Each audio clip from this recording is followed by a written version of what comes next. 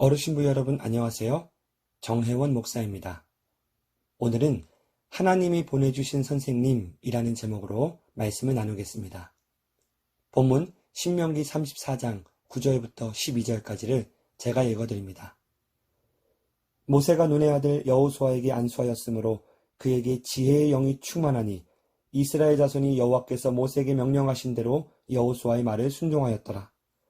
그 후에는 이스라엘에 모세와 같은 선지자가 일어나지 못하였나니 모세는 여호와께서 대면하여 하시던 자요 여호와께서 그를 애굽 땅에 보내사 바로와 그의 모든 신하와 그의 온 땅의 모든 이적과 기사와 모든 큰 권능과 위엄을 행하게 하심에 온 이스라엘의 목전에서 그것을 행한 자이더라. 아멘. 엊그제 금요일은 스승의 날이었습니다.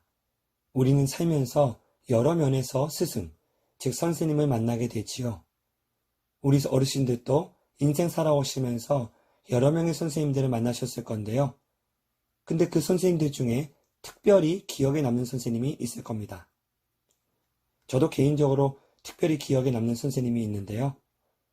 오늘 본문 속 여호수아에게도 마찬가지로 특별히 기억에 남을 수밖에 없는 그런 선생님이 있었습니다. 여호수아에게 그런 선생님은 과연 누구였을까요? 네, 바로 모세입니다. 모세는 정말 많은 일을 했지요.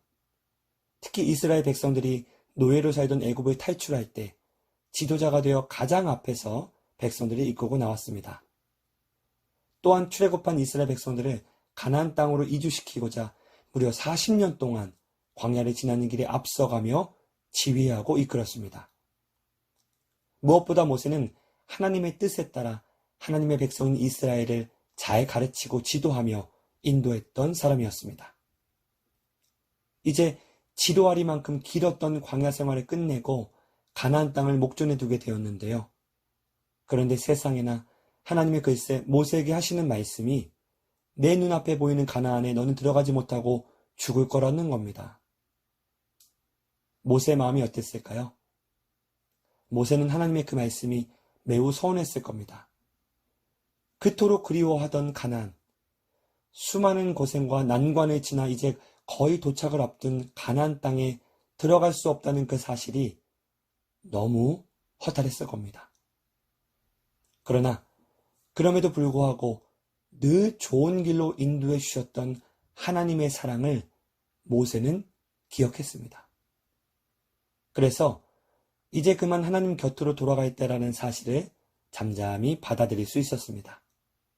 그리고 자기를 대신해서 이스라엘 백성들을 위해 하나님의 뜻 가운데 새로운 지도자를 세우게 되는데요. 그게 바로 여호수아입니다.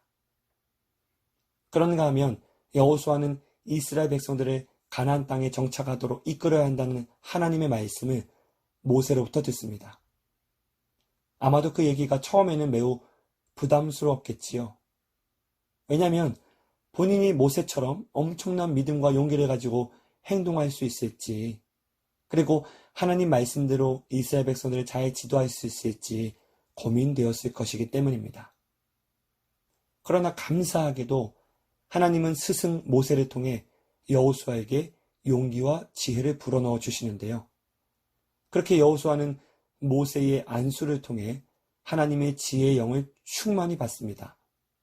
그리고 그 결과 이스라엘의 지도자로서 손색 없이 그 역할을 잘 감당해 나가게 됩니다.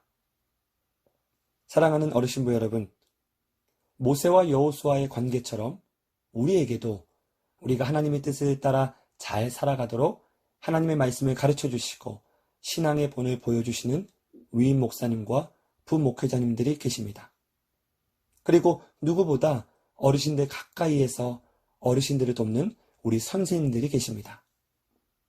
우리 어르신부 선생님들은 하나님이 부르시고 세우셔서 어르신들이 여생에 계속해서 신앙생활 잘 하실 수 있도록 돕는 귀한 일을 감당하고 계시는데요. 이 얼마나 감사한 일입니까? 아무쪼록 여호수아에게 모세라는 스승이 있었던 것처럼 우리에게도 하나님께서 보내주신 목사님들과 우리 어르신부 선생님들이 계시다는 사실에 감사하는 마음 가지시기 바라고요. 늘 겸손한 마음으로 그분들의 지도에 잘 따르셔서 영적 성장을 멈추지 않고 여생에 계속해서 성숙의 성숙을 거듭해 가시는 모든 어르신들 되시기를 주의 이름으로 간절히 축원합니다.